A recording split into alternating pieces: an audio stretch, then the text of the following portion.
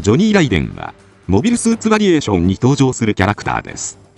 シンクの稲妻の異名を持つモビルスーツパイロットで、一年戦争終盤にはキシリアザビキカの特殊部隊キマイラ隊の隊長にまで抜擢されました。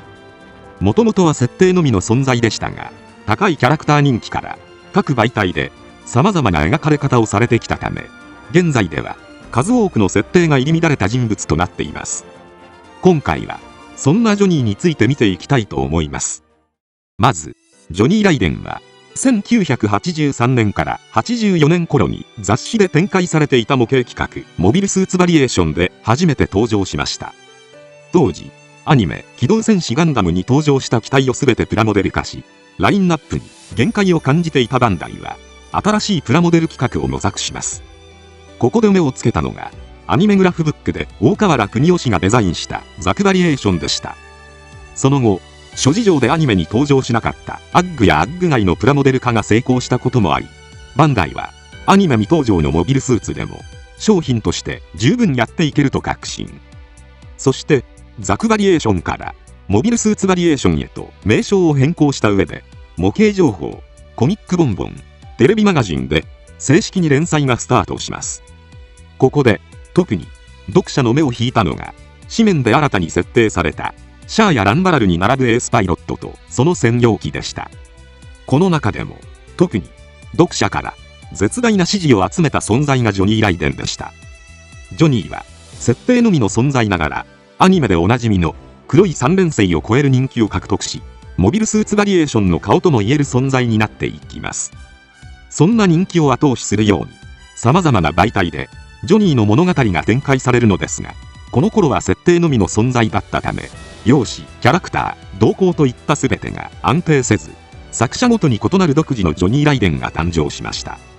模型情報などに掲載されていた初期のジョニー像は金髪の大男、部下には気さくでおおらかな性格というイメージ。コミックボンボンで1983年12月号から連載されていたエースパイロット列伝でもこのイメージを踏襲したジョニーが登場します。しかし以降の媒体ではあまりこの設定は反映されておらず、サイバーコミックスで掲載された漫画ジュピター・ミラージュで描かれたジョニーは黒髪でやや神経質な青年というイメージで描かれていました。本作のジョニーはシャアとの覇権争いに敗れ木星に左遷されたという設定のため、シャアへの敵対意識がやや強いイメージを受けます。ちなみにモビルスーツバリエーションが展開された当初、ジョニーの高名さは彼の選考によるものではなく赤い彗星と間違えられていたことに起因していると設定されていました。ジュピター・ミラージュにおけるシャアへのコンプレックスはこの設定が元となっているのかもしれません。1997年にコミックボンボン夏休み増刊号に掲載されたジオンの赤い稲妻ジョニー・ライデンでは一人称が私の紳士的なジョニーが登場。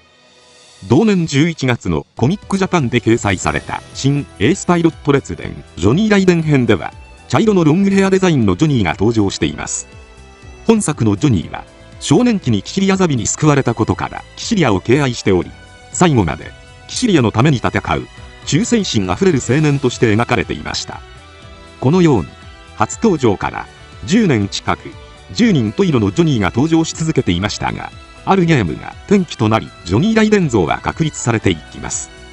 それが1998年発売のゲームギレンの野望。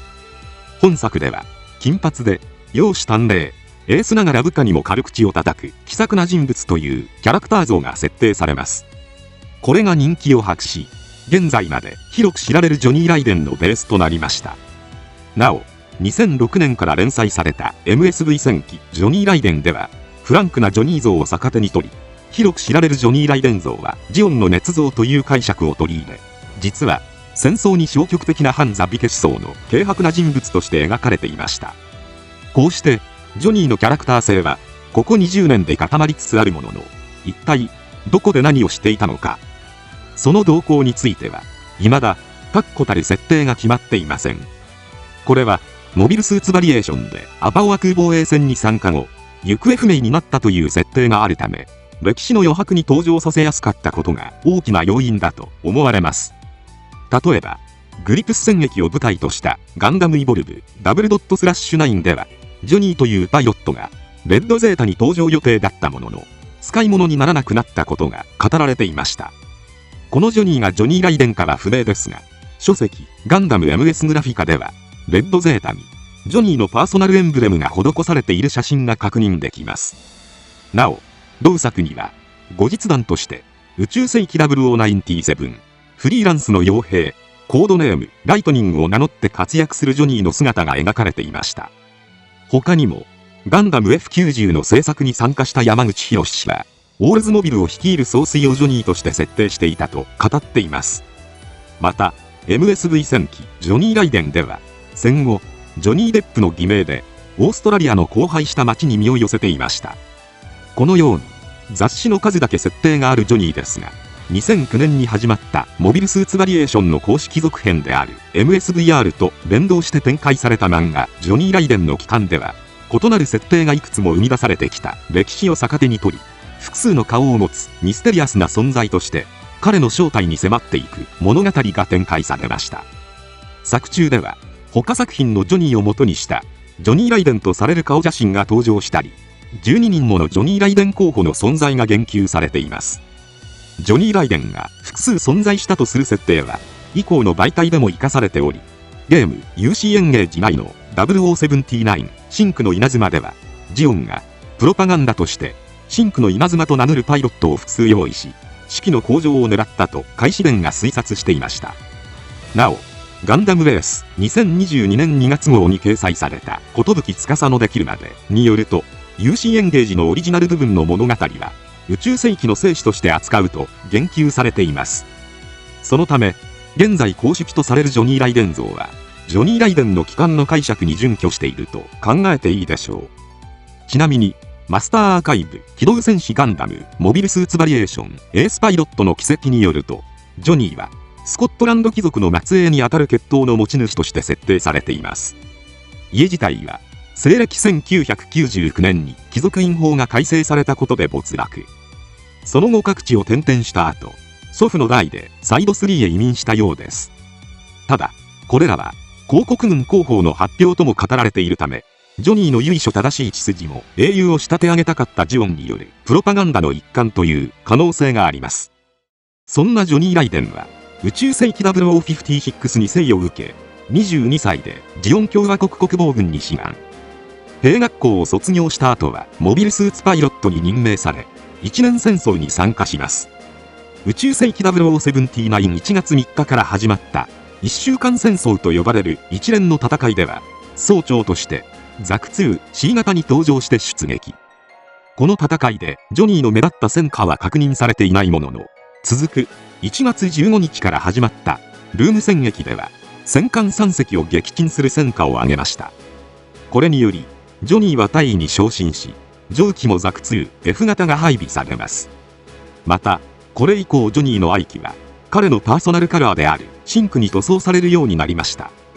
ちなみに、当初は、塗料不足か、胴体、肩、スパイクアーマーのみ塗装されていましたが、後に全身紅色で塗装されます。2月頃には、突撃機動軍の第2方面軍特務中隊の指揮官に任命され、連邦軍の補給部隊に対する小規模なゲリラ作戦に従事していました。そして、同年8月頃には、無載級プリムスを機関とする第8パトロール艦隊、通称プリムス艦隊のモビルスーツ戦闘隊長に任命されます。階級も少佐に昇進し、4機しか存在しないとされる、高機動型ザク 2R2 型まで配備されました。10月頃には、外洋パトロール艦隊の中で、初めて、連邦の量産型モビルスーツ、ジムと戦闘。これの撃破に成功しています。その後、グラナダへ召喚され、キシリアからザンジバル級キマイラを機関とするエースパイロット部隊、通称キマイラ部隊の隊長に任命されました。キマイラ隊には、当時シャアが率いていたニュータイプ部隊が反乱した際、これの鎮圧にあたるカウンターニュータイプ部隊としての役目があったようです。そのため、部隊編成には相当力が入っており、当時ロールアウトしたばかりだった25機の先行量産型ゲルヌグのうち24機がキマイラ隊に回されています。そんな部隊の隊長に任命されたという事実は、ジョニーがいかにジオン上層部から信頼されていたかを物語っています。とはいえ、最新鋭の機体をほぼ全て対連邦ではなくジオン内のニュータイプの反乱鎮圧用として回すあたり、ジオンが敗北した原因が見て取れます。ちなみに、キマイラ隊には、モビルスーツ部隊の他に、技術支援部隊ヒドラのモビルスーツ回収専用艦ミナレットが随伴していました。ミナレットは、動く兵器工廠とも呼ばれ、最新鋭機のカスタマイズも、たった数日で行えるような設備が整っていたようです。これにより、試作タイプでしかなかったゲルググも、技術支援隊の手によって瞬く間に部隊専用機へと改造されていきます。ジョニーも自身のゲルググを高機動仕様の高機動型ゲルググや火力支援タイプのゲルググキャノンへ改修して使用していました。ただ、モビルスーツの割にパイロット不足だったようで、ゲーム、ガンダム、サイドストーリーズでは、キマイラ隊の予備機だったゲルググ高機動型 R 型をマルコシアス隊に送っています。キマイラ隊は暗礁中域でゲルググの完熟訓練を行っていましたが、0079末頃には、キシリアの直命で裏切り者とされる新松永追撃の任につき、松永のザク2 FS 型を撃破して捕獲。その後サイド3中域で、脱走した松永が乗るゲルググイエーガーと交戦して、互角以上の戦いを繰り広げるも、コウオウのロイヤルガードの介入により、決着はつかずじまいとなります。その後、連邦がアバオアクーへ向け進軍を始めたのに合わせ、キマイラ隊も最前線に帰還。これに合わせて、ジョニーも第一中隊長に任命されています。そして、12月頃、キマイラ隊は、リレンザビが実施したクラリオン作戦に参加。アバオアクーへ進軍する連邦艦隊に、側面から奇襲をかけ、アバオアクー守備部隊配備までの時間稼ぎに成功しました。そして、12月31日、連邦軍が星1号作戦を発令して、アバオアクーへ最後の攻撃を行う中、ジョニーは、キマイラ隊として防衛戦に参加し、高機動型ゲルググで、撃墜スコアを185という多大な戦果を上げました。ただ、戦闘の詳細は情報が入り乱れています。まず、ジョニー・ライデンの機関では、戦闘終盤、ミナレットに搭載されたザビ家の復讐装置とされる環境破壊兵器、アスタロスをめぐって、キマイラ隊で内乱が発生。ジョニーは、反乱を起こしたユーマライトニングと交戦しています。その戦闘の最中、生身に銃撃を受け、重傷を負うも、ユーマを離脱させることに成功しました。しかし、直後、第16管制区を紹介していた連邦のウェーライン隊と接敵。気を失った隙に無力化され、ウェーライン少尉に救助されます。しかし、収容された病院船が被弾し、ジョニーが収容されていた区画のものは、個人を判別できないほどの損傷を負ってしまいました。そのため、誰がジョニーなのかはっきりしないまま、生存者の中で、最も、ジョニー・ライデンの可能性が高い人間が、レッドウェイラインの名前を与えられて生き残っています。その後、レッドは、連邦のフェデレーションサーベイサービスに従軍していますが、本人には、ジョニーの記憶がなく、かつてのキマイラ隊の面々から、ジョニーと言われても否定していました。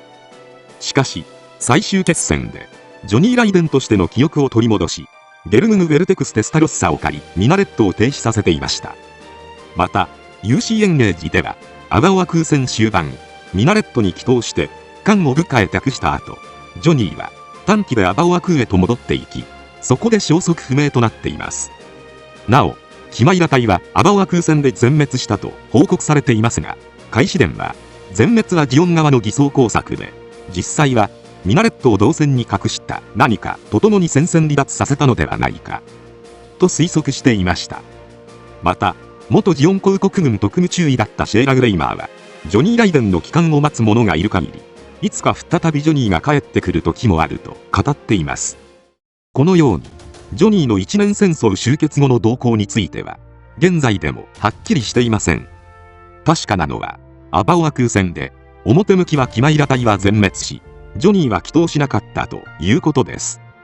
しかし、帰投せず行方不明となったという事実が、クリエイターとファンに想像の余地を残し、素性の知れないミステリアスなエースパイロットという魅力的なキャラクター像を作り上げたのでしょう。今回は以上となります。チャンネル登録されるかはお任せいたしますので、もしよければ、もう一本動画を見ていただけたら、とても嬉しいです。最後までご視聴いただき、ありがとうございました。